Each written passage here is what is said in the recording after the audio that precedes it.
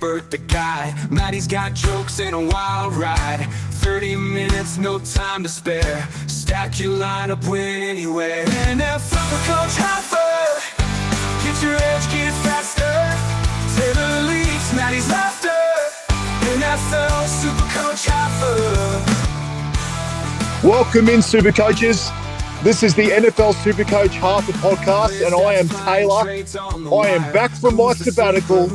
Let's hope my advice doesn't leave you feeling like you've been kicking the testicle. Let's go. All right, guys, for whatever reason, Maddie, C and I, even though I'm back, we can't get our timetables together, so this is a solo podcast from me this week. But everyone, I'm just so happy to be back. My first thing, and I really wanted to get this out first and foremost, is I wanted to say a huge thank you to all you guys. Obviously, I had to take a little bit of a leave of absence, and it wasn't something I really wanted to do, but it was just something I had to do in my own personal life just to sort of get things together. But the amount of outcry and the amount of people messaging me, asking how I was doing, and, just making sure everything was okay. And, we've only done this podcast for 9 or 10 weeks. And, you guys don't know me from a slice of bread, but you were still reaching out and just making sure I was okay. And it just proves what an awesome community the SuperCoach community is. So I just wanted to give you all a shout out. Thank you so much. And, even though Maddie C and I couldn't get together this week, I really wanted to get something out to you guys just to sort of, show you how much that meant to me that you guys were reaching out to me. So thank you so much. All right, what we'll touch on first is our league leaderboard. Obviously, this has been hotly contested. We're giving away, a custom NFL jersey to you guys, again, to show our gratitude for all you guys listening. Number one, we've got a new leader here. We've got 95 meters, coached by Josh. He has taken the lead, so well done, Josh. In second place, we have Team Bring It by, I'm sure I'm going to absolutely butcher this name, but Ayuni. I hope I got that correct.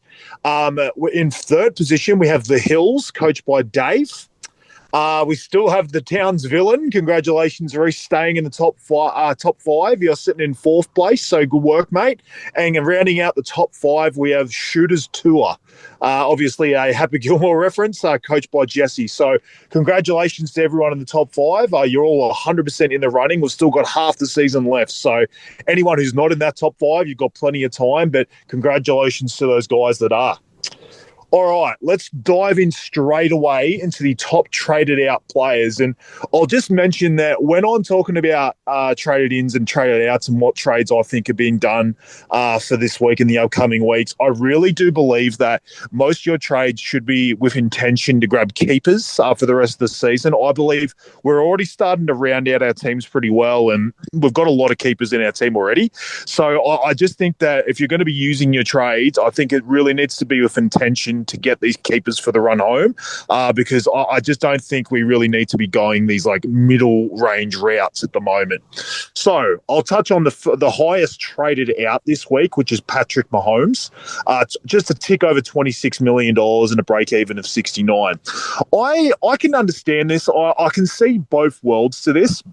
I do believe if this is your way of getting to, say, Lamar Jackson for the run home, and we've got some questions on this that we'll touch on later, but I do understand that route. But the thing is, most of us have either Jackson Dart or JJ McCarthy in our teams with, say, a Josh Allen. So we do have coverage at quarterback this week. So I'm not sold that this is the right route right now. We've also got Lamar Jackson with a high break even. So I do think you could probably hold Mahomes through this bye and maybe for a couple more weeks before Jackson's schedule opens up a bit more. So I'm not sold that you should be selling at Mahomes this week, even though he's on a bye, because we do have the coverage. So it's each to your own, but I'm leaning on the side that he's probably a hold for this week.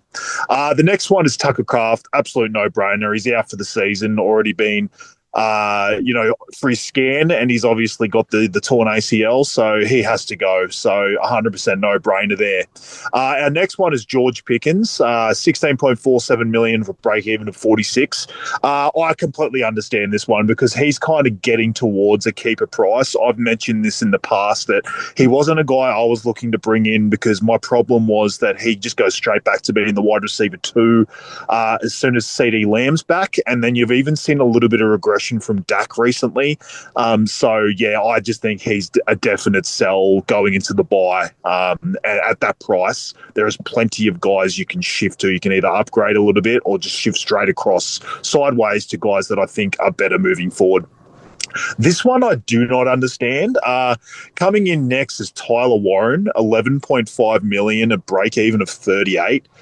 To me, he's a keeper at the tight end position. I know there's been some, I guess, lower weeks the last couple of weeks, and this is probably SuperCoaches just looking at the 3-round average and saying, hey, he's had 2 bad weeks leading into this week.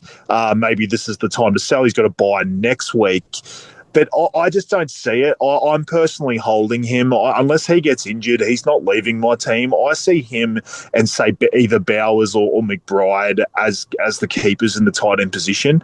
I guess people are probably looking to finish their team maybe with McBride and Bowers, but to me, McBride isn't enough of an upgrade over Warren. Like, this offense is still great. Warren has been a breakout star in the tight end position. So I personally don't understand selling him. I think there should be other avenues to get to Brock Bowers, which I'll touch on later. Next is Rome Odunze at 10.98 million, break even of 22. Look, I understand he's coming off a goose. Luckily enough for SuperCoach, he gets a DMP, so we don't actually lose money on that one. The break even only being 22, I don't think he's an immediate sell. I'm fine with him. I'm personally running him sort of as my wide receiver 7/8 at the moment, and with buys to a lot of the guys in the wide receiver position. I'm fine playing him. His dad already came out in the media and started complaining, so often that ends up in more targets. They feel pressure through the media. So I just think Rome's a great player, and last week happened to be a DJ Moore game. I just think it's going to go back to Rome. And at that price, I just think it's a bit hard. It's a bit of an awkward one where I don't know where you're really likely to go with it unless you've got a bank of money and you don't own, say, Puka or St. Brown or something like that. I can maybe understand you feeling the need to spend the money on that upgrade. But at the moment, if you've got all those sort of mainstay guys, I think Odunze is a fine hold. All right, the next one's Javonte at 5.79 million, break even of 38. I do understand this one too. Dallas's offense just seems to be faltering a little bit. There are a lot of good buys at the running back position around that price, so it's not even that you're needing to spend a whole bunch of money. You can actually make over $1 million by downgrading to, say, Derrick Henry. Saquon Barkley's also basically a sideways trade from this price, so I just think I trust those guys far more than Javonte moving forward, and Javonte's obviously going straight into a buy this week, so I completely understand that one. The next one's Travis Hunter, 6.83 mil, no brainer again. He's out for this. Looks like he's probably out for the season. He's done a knee injury. He's on the IR. I just think it's one to move on from. I will give some credit. I wasn't really high on Travis Hunter at all, but he did look like he was starting to get into a decent position. It looked like they were starting to use him more after that game against the Rams overseas. But, obviously the timing was just horrendous with that knee injury. So I hope he gets better. But, yes, he's definitely a sell. And the last one, Jamar Chase. I don't really understand this one. 21.63 million, break even of 59. I guess this is desperation for people who feel like they need to fill out their wide receiver position. I would be surprised if we don't have at least 6 guys. And if we've got 5 to fill out the 6, you could also run that as, I guess, your loop option, or at worst, I think you must have another guy that is a better sell than Jamar Chase. Coming out, he has been amazing with Joe Flacco. Really, he hasn't lost much of a step being with Joe Flacco instead of Joe Burrow. He's just an absolute out-and-out keeper. Please don't sell Jamar Chase. I just don't see the point of that.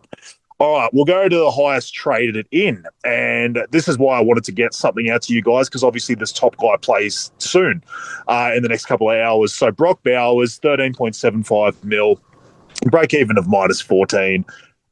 It's someone I'm bringing in. I do believe he, off that buy and, off the injury that he had, he basically was running most of the season with an injury after week 1.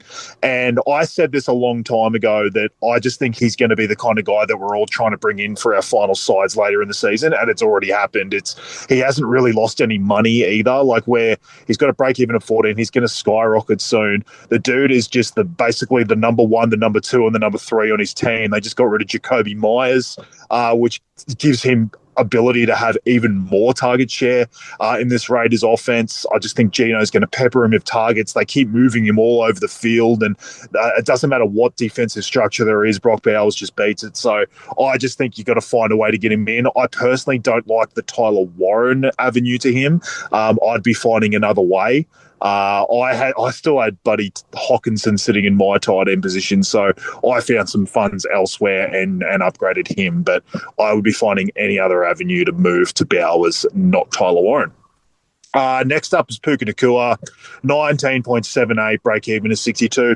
I will say he is coming in a little bit of injury crowd of the ribs, so this could be one where you could wait a week on him, but if you're not an owner, I understand getting him. I don't understand moving Chase to him. I just think it's super sideways, and you really need to be sort of upgrading someone else to get to Puka. So I wouldn't make that trade specifically, but Puka obviously is a gun. He needs to be in all of our finishing sides, and as some teams are probably starting to get low on trades, I understand wanting to get him in, but if it's from Chase, you're going to need to get Chase back in next week anyway. So, yeah, I would find another avenue if I could. If you're not an owner, I understand getting Puka, but I can also understand waiting a week at a 62 break even and him having an injury cloud.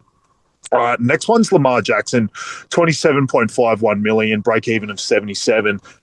Again, this is similar to Puka in a way. I do actually lean further on the side of maybe waiting again on Lamar. I'm personally sort of holding off and seeing what happens with him. Break even 77.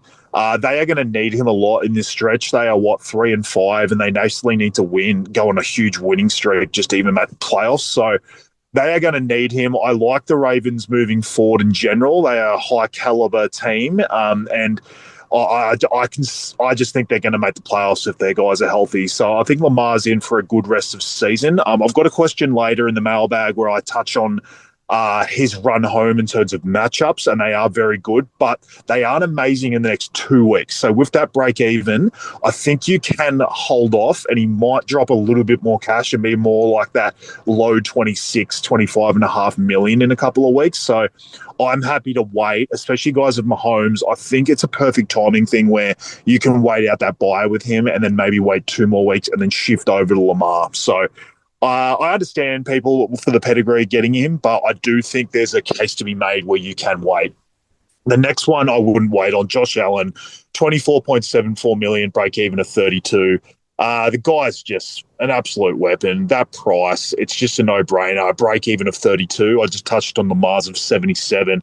I think if you've got those two that you need to bring in, I think Josh Allen's a bigger concern to get in now instead of Lamar. So I think he should be a higher traded in player than Lamar. I've personally got him already. I've had him all season. Hasn't even left my side. He's a no-brainer. Get him in, guys, if you don't have him.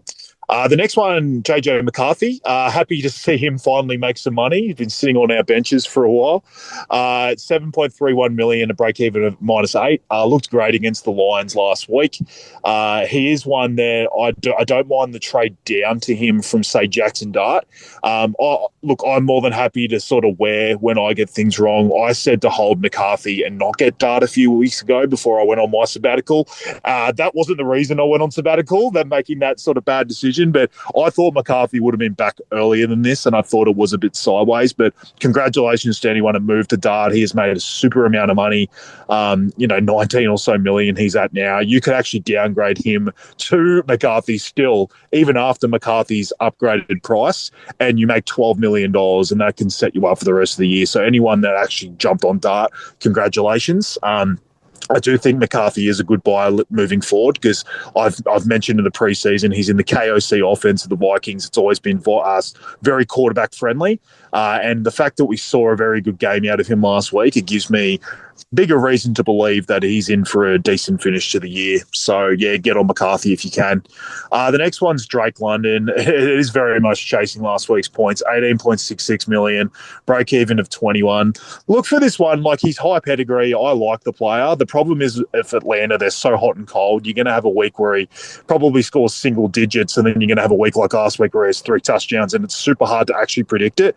I feel like there was a week, earlier where they were at home and you felt like that was the awesome matchup and he went terrible. Then all of a sudden on the road against the Pats, that's when he has 3 touchdowns. That's what worries me. And I'm a bit concerned that we're not getting the obvious matchups where he's dominating, where we're all putting him in our teams. So I'm not a big proponent on bringing in London just because he's had that big game. I understand he'll probably make a little bit more money with that score and his rolling average, but I just think there are better players in the wide receiver position. You've got your Pukas, your Monras, your JSNs, your Jamar Chases. I just think there are other guys that I just think are better for the run home, so I'm not feeling the need to bring him in.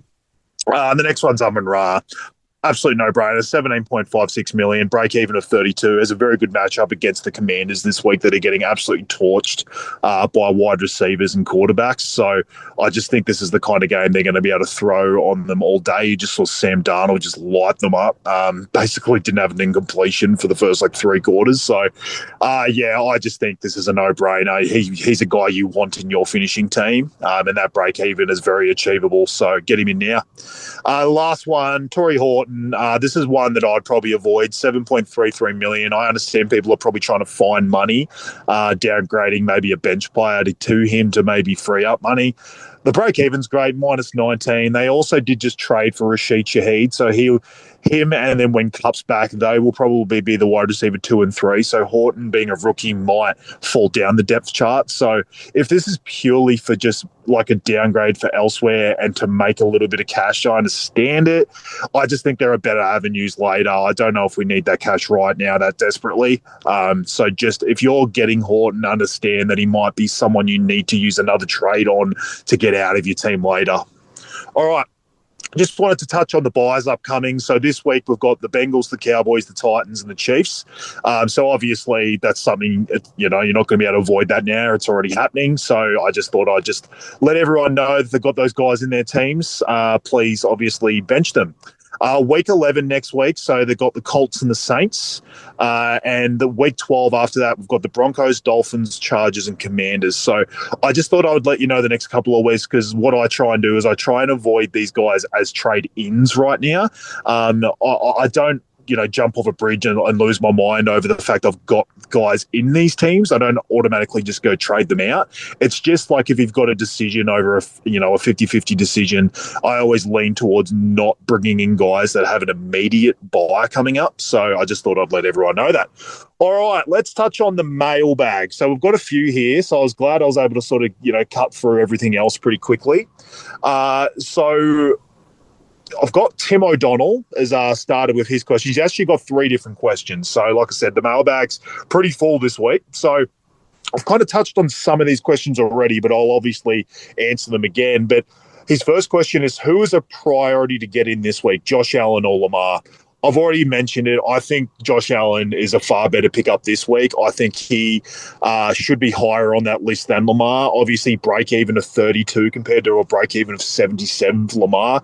I just kind of trust him a little bit more. We know, Lamar's coming off the injury as well. I think they're both going to be the guys you want moving forward. I just think with that break-even difference and the lower price, he's $3 million less, I just think this is the moment you need to get to Josh before he sort of goes up closer to that $27, $28 million range. Whereas I think with a couple of tougher matchups moving forward for Lamar before he gets a huge run of great ones, you might be able to get him at a lower price. Even if he's goes fine, he's going to be at the same price in 2 weeks and you can just grab him then. So yeah, Josh Allen is definitely my better pickup for those two. The next question is Odunze a hold potentially as a wide receiver 7, or do we cash out? I'm personally fine holding at a break even of 22. Obviously we got lucky with the DMP last week, so his break even is very achievable. Awkward price. I just don't know who exactly you're moving to. So I would stick with Odunze if you can, unless you're super desperate for a start, or like I mentioned, if you're moving him to a Puka or an Amon-Ra, a keeper, I can understand that. But look, I definitely err on the side of just holding and seeing how it goes, especially with his dad calling out the media. Sometimes that gets the job done. All right, this next question from Tim. Which kicker would you be aiming to get in as a keeper for the rest of the season? Honestly, mate, I don't think there's such thing as a keeper kicker. I've ran loop the entire season, and it's absolutely fine. It's a complete crapshoot, like which kickers are going to have field goal opportunities each week. So, mate, if you've just started with the cheap Tyler Loop and he's still in your team, just keep him. There's no reason to use trades on kicker at all. I've just ran loop and basically enough a kicker all year, and it's been absolutely fine. I do not feel the need to use any trades, especially as we're all starting to run out of them on a kicker. All right, next is Tyler from the Gibberers group, from the group that I've been in. Shout out to everyone in there. So, you know, the Gibberers group, it's been a great sort of platform to have a chat in. So he's mentioned or questioned favourite position to downgrade and who to. So I've kind of touched on quickly. I like the quarterback position where I like a Dart to McCarthy trade. It's probably my favourite. It banks you $12 million and he's got a break even of -8. So using that money to say upgrade to Bowers or upgrade to say Lamar or Josh, or possibly like an Ndunze to like a Rashee Rice or Puka or something like that. I understand that that's kind of where I would use the money.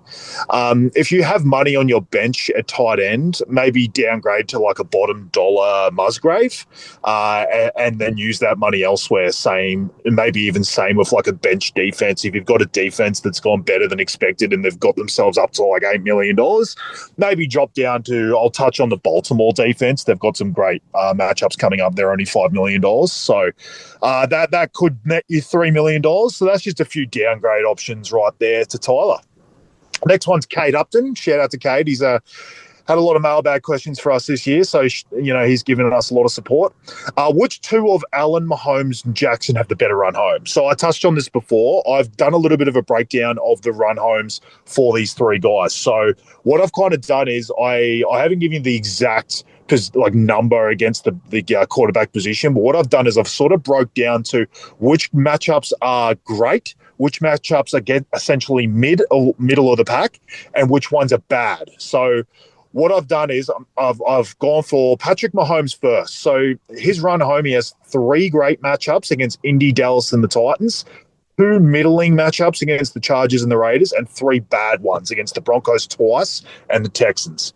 Josh Allen, he has 4 great matchups moving forward. The Dolphins, the Steelers, the Bengals, and the Jets. 3 middle, so Bucks, Pats, and Eagles all sitting around the middle against the quarterback position, and 2 bad matchups against the Texans and the Browns.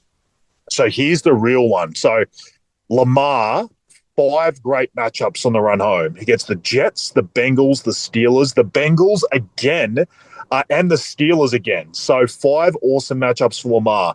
2 middle of the pack, which is Vikings and Pats, and then 2 bad ones with the Browns and the Packers. So Lamar overall has the best run home, but what I did mention earlier in the breakdown of the traded in, traded out, Lamar's middle of the pack matchups are actually in the next 2 weeks. So he doesn't really get his run of great matchups for another couple of weeks. So keep an eye on that, because that's honestly when I think it's going to be the perfect time to strike on Lamar. So overall, 100% I think Lamar and Josh are the best run-home quarterbacks.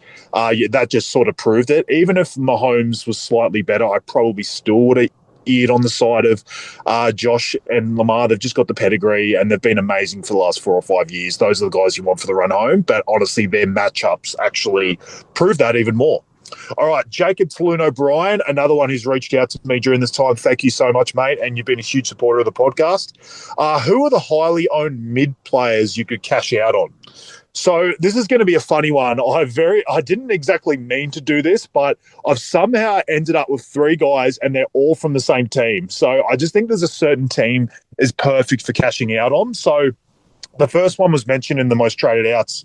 Well, the first 2 actually were Pickens at just over 16 mil, break even of 46, and he's on the buy. I just think he's 100%. I've already touched on it. He needs to be sold. Javonte as well, over 15 mil, 38 break even. There's great options around that price. Henry Saquon, as I've already mentioned. So I think he's one that another sort of mid-range price that you could cash out on. And one that I think is the right time is Ferguson as well in the tight end position.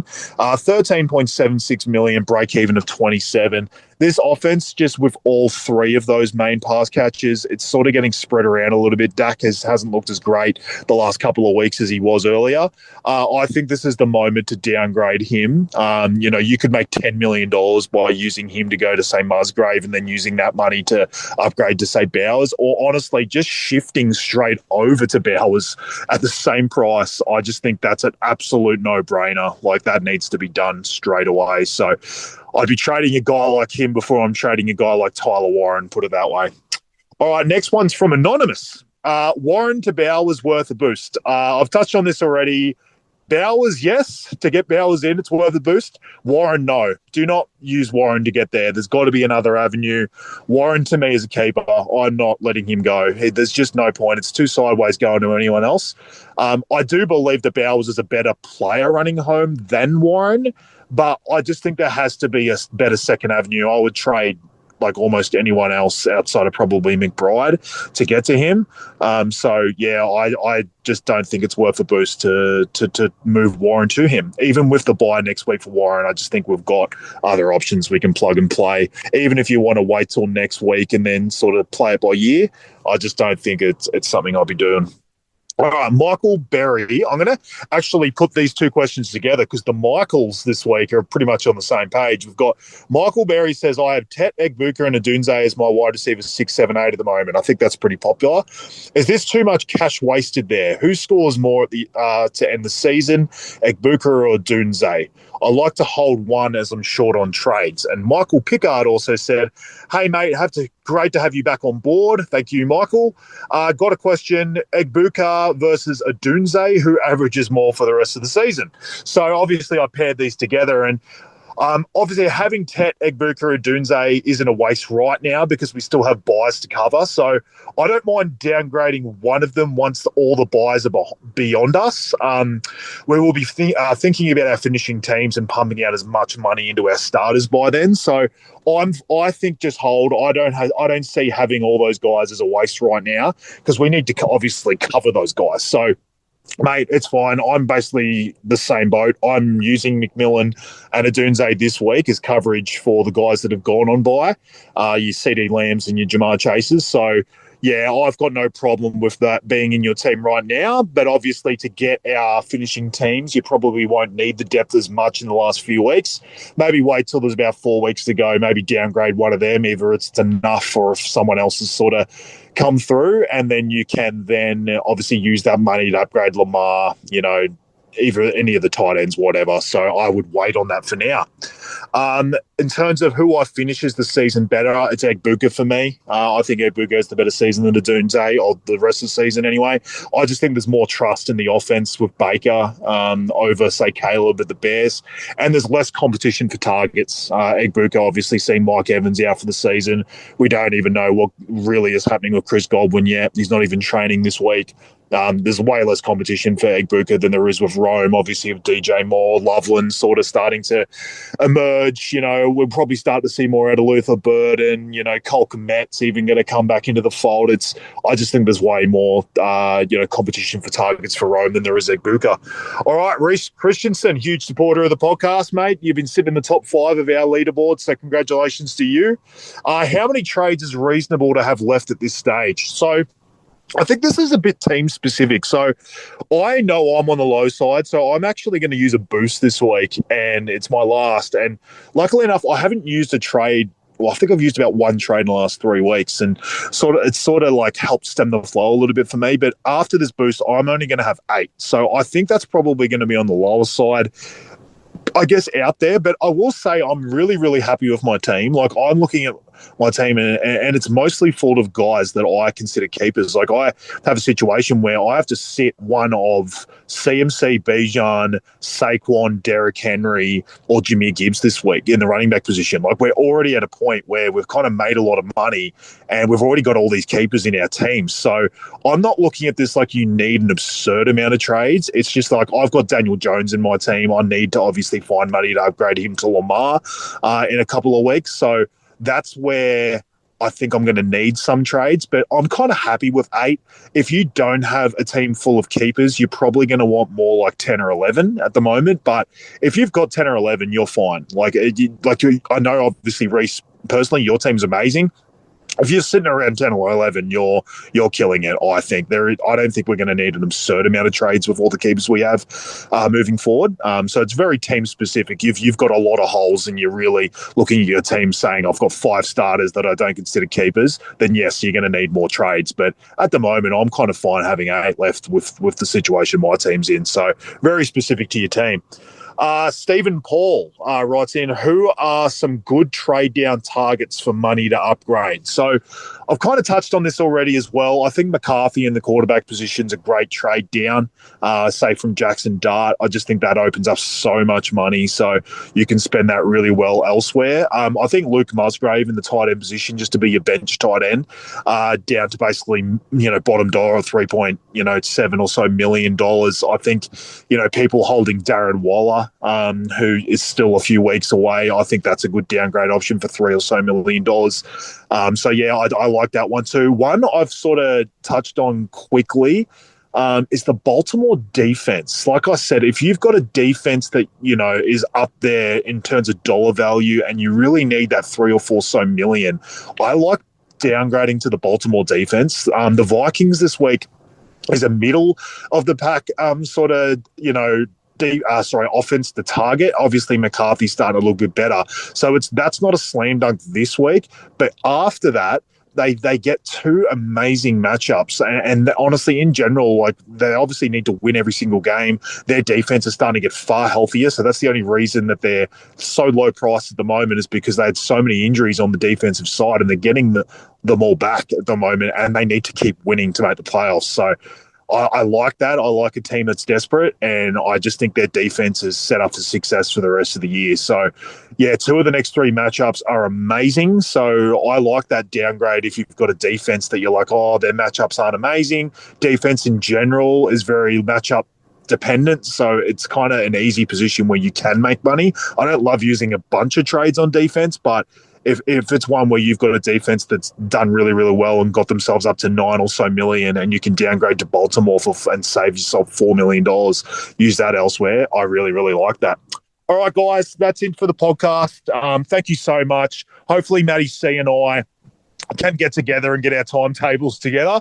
But again, I just want to finish this again with a huge shout out to you, SuperCoaches, for, putting up with me sort of not being here for the last few weeks, but the amount of support I have gotten from you guys has been absolutely amazing. Like, I cannot speak high enough of you, and just this podcast and, the support we've had already. Our first year, like, we didn't expect anywhere near this so much support, and you guys, like, literally who don't even know me, reaching out, just checking on my mental health and just checking how everything's going in my personal life has been amazing. So thank you so much, guys. I just think as, men and women, I think we need to take care of each other. Even if we don't know each other, it's such an amazing thing just to reach out and just check on people and how they're going. So thank you so much again, guys, for the support for this podcast. For me personally, I'm back for the rest of the season. So hopefully, like I said, Matty C and I are back on deck next week. We'll try and find some time earlier in the schedule, earlier in the week, so that this podcast isn't coming out so close to Thursday night football. But again, thank you so much, SuperCoaches. Let's ride this wave together, and we'll be back next week. Thank you, guys. Cheers.